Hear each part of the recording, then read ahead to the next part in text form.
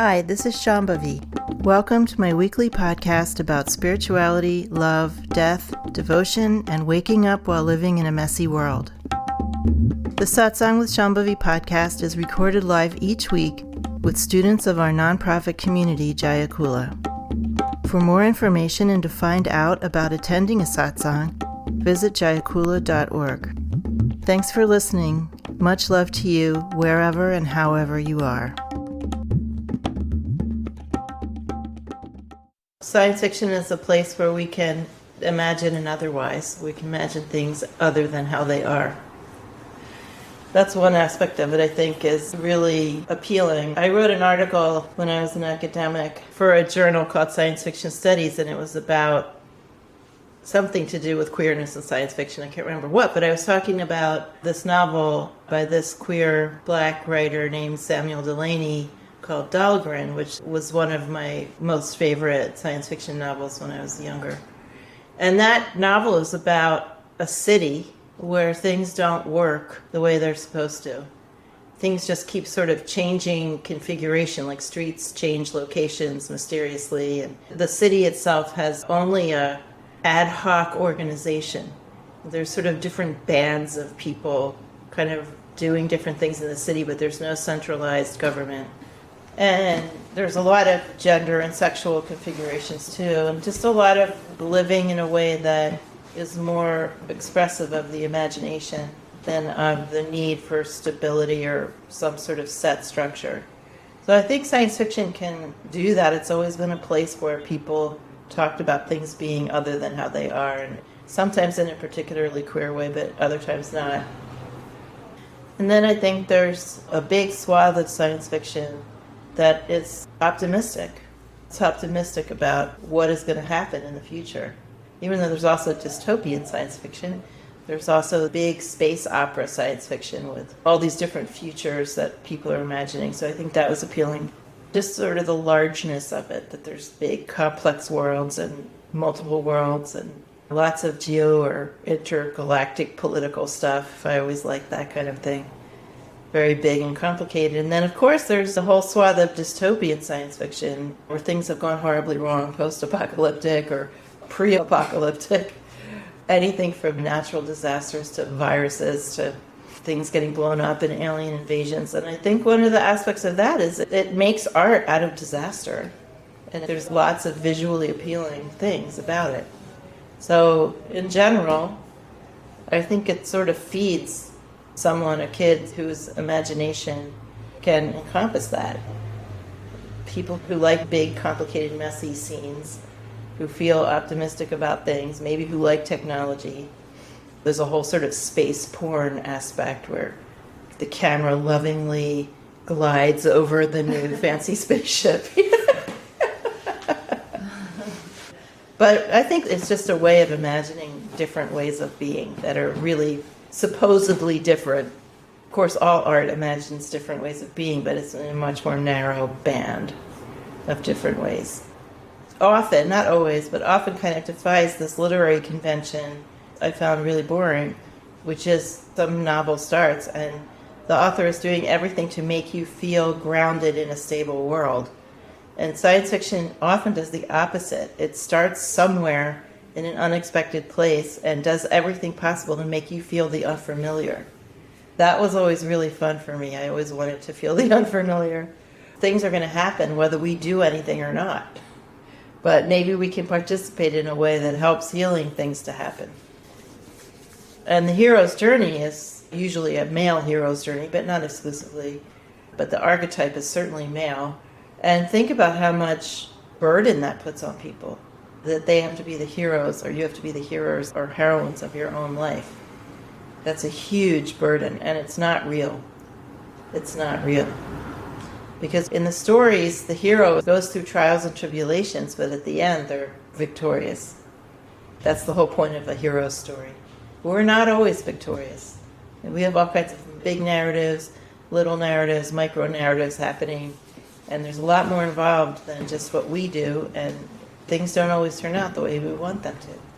So if we're going to be on a hero's journey, we're going to be having a lot more disappointments and suffer a lot more than if we took a place in the world as a collaborator, which is our real circumstance. The thing at my work with the trans rights panel happened today. I was glad that I wasn't on camera moderating because it gave me that space to like move around and have my emotions. Mm-hmm. But some part of me still feels like I should have done more, or I'm having trouble kind of working through how I feel about it, I guess. Instead of working through things, which is just so tiring, what about just consulting for a quick feeling of rightness or something maybe that you'll do a different way next time? Can you just query yourself inside really quick? This is something we have to learn how to do. We have to learn how to circumvent the machinations of our mind and all our reasons and logics and stories about everything. We have to learn to consult the wisdom that's just there all the time. And there's different ways of doing that, but one way is to use the heart space, like the heart space that we practice with and in morning heart worship, and develop a relationship with that where you can feel an answer or hear an answer, depending on how you relate to it, where you can contact that feeling of rightness and goodness, and you can ask it about things that are coming up, but you can also ask it how you really feel about something without going through all the mental machinations. And there's ways we can do that, more formal ways, which I'll talk about some other time, but try to develop a relationship with that. When you're trying to make a decision, try to feel that flash upsurge of wisdom in heart space that tells you, should I go this way or that way? Should I do this or not do this? Is this good for me or not? Do I want this or do I not want this? There is a flash of wisdom that happens. And when we follow that flash of wisdom, we feel relaxed. So it's not relaxing at first before we follow it, because we're so used to relying on our intellect and worrying things and working things and thinking things through, that it seems scary to just consult the heart and follow it. Follow that instant wisdom that upsurges. But once we get more used to it, then it becomes an utterly reliable friend. And it's very, very relaxing to be able to consult it. And this is something I trained to do. It's something you can train to do too. You have to keep trying to feel for that pulse, or however it approaches you. I know a lot of you already have contact with this. And how does it communicate with you? I'm asking. Because I think it could be different for different people. For me, there's always been some feeling of what I didn't have words for when I was younger, but now I call wholesomeness or sweetness. That when I'm consulting that instant wisdom, the answer, whatever it is, I feel the wholesomeness in it. There's something about it that feels like it's more aligned with Dharma or wisdom or with a more expansive self. And I can feel that very directly. And I had all sorts of tricks for consulting this. At some point, I started learning in my 20s, but now this really has Ma's face, and I often just will see her face expressing something to me, or just feel her approval or disapproval of something. But it's the same feeling. It's like one way feels wholesome and more expansive and more aligned, and another way feels more constricted and same old, stale bullshit. And I think where I get still tripped up is the one place where I'm still overriding sometimes that voice is questions about how much to say, saying too much, or saying something at the wrong time. I'll get this little ping like, just don't say that. Basically. I mean, I'm not hearing those words, but I feel this second of this wisdom that just comes up and it's telling me, don't say that. And I'll just hesitate and then I'll say it. I get into trouble. I mean, not all the time. Sometimes I manage to hold back, but it's like over participation. It's either something with a student, just wait. It's not the right time to say that. Just wait. Because I spent so much of my life waiting for the right time to work with people on certain things.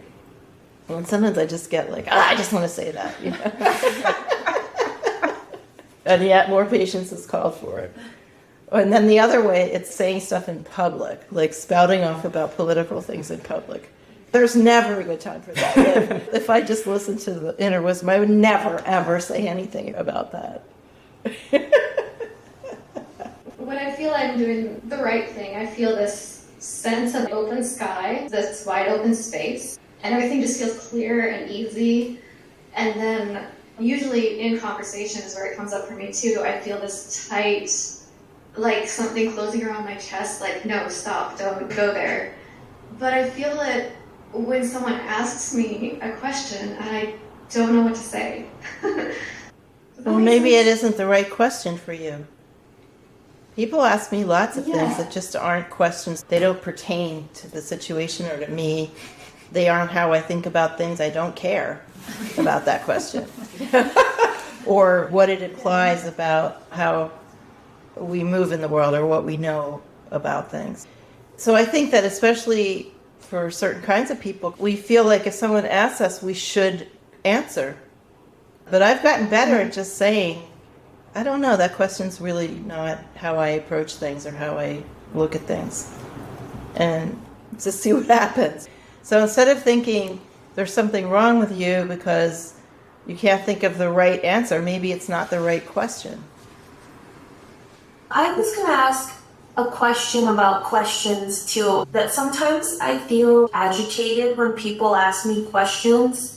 It feels like a demand on my energy or something in a certain kind of way. Mm-hmm. Again, I think this is a particularly female-coded problem, where if we're in that mode, we think we have to answer people, or maybe we get annoyed because this demand's being made, but we really don't know how to get out of it, how to sidestep it. So in those circumstances, you have to think of, how can I sidestep this? Or is there some reason why I wouldn't? Sometimes people are just, whatever they're saying, it's not really going anywhere, but I can feel the person's emotions and energy and what condition they're in, and I want to be there for them, even though the content of the conversation is not really going anywhere. I still want to just be there for them in some way. And there's little things you can say, like I was saying before, I understand is a wonderful thing to say to people when they're in distress or just having a hard time. Every situation's unique, and sometimes you might want to be there anyway, but other times you have to figure out ways to kindly sidestep. It's okay to do that. Instead of getting annoyed at someone draining your energy, you're responsible for how your energy gets used. Someone's trying to drain it, and you're just standing there letting them, that's your responsibility. But there's all kinds of ways to get out of conversations you don't want to have. You just have to put them into use. One time when I was in my very early 20s, I was with my father in a bar where there was dancing. And at that time I had my 2-question rule. If I was talking to particularly a guy, and I asked them 2 questions, if they didn't reciprocate with a question, I would just politely excuse myself. I was at this bar and some guy was talking to me, and the 2-question thing was happening. And after I asked this person 2 questions, I just stood there for a minute. Nothing happened because it was my job to continue the conversation. And I just said, well, nice to meet you, and I walked away. And then my father said to me, why did you walk away from that guy? He was interested in you. First of all, I wasn't really interested in guys that way, but it was just seemed indicative of the situation that women are often in. We're just expected to be interested in the person that's interested in us. Isn't that what we're living for? For people to be interested in us? That's what we're here for, right? Sometimes I give answers to questions like this, and it makes it sound like, oh, it's so easy, just like excuse yourself. But the pushback is real. When you start to change these little micro behaviors, just like when we're conversing with people and what we're expected to do and what role we're supposed to play, you start changing those behaviors. You do sometimes get some pretty unpleasant pushback. But it's worth it to have your freedom.